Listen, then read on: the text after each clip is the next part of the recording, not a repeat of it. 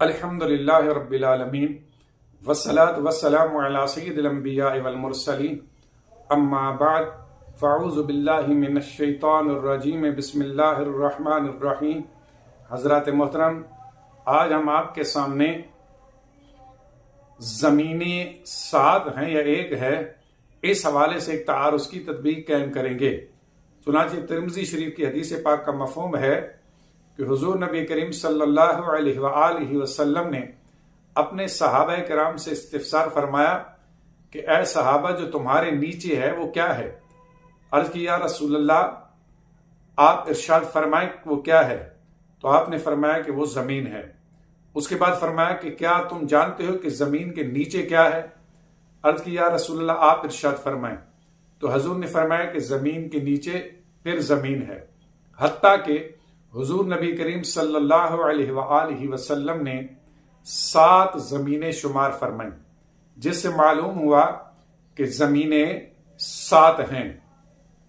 جبکہ اس کے برعکس قرآن پاک کی متعدد آیات میں زمین کے بارے میں جب بھی ذکر کیا تو واحد کا صیغہ یعنی الارض ذکر کیا گیا۔ لہذا قرآن کی روح سے معلوم ہوا کہ زمین صرف ایک ہی ہے۔ اگر زمینیں متعدد ہوتی تو ارض کی بجائے جمع کا صیغہ ذکر کیا جاتا، جیسا کہ آسمان کے لیے سماوات جمع کا صیغہ ذکر کیا گیا۔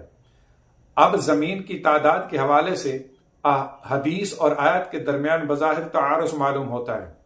اب اس تعارض کے درمیان تطبیق کس طرح قائم ہوگی کہ یاد رکھیں زمین ایک ہی ہے، جیسا کہ آیت کریمہ میں ذکر کیا گیا، لیکن زمین مختلف طبقات پر مشتمل ہے اور ان طبقات کی تعداد 7 ہے، جیسا کہ حدیث پاک میں ذکر ہوا۔ تو لہذا جس حدیث میں حضور نے 7 زمینوں کا ذکر کیا، اس سے مراد زمین کے طبقات ہیں، اور جس آیت میں زمین کے لیے واحد کا ذکر کیا گیا تو اس کی وجہ یہ ہے کہ زمین حقیقت میں ایک ہی ہے۔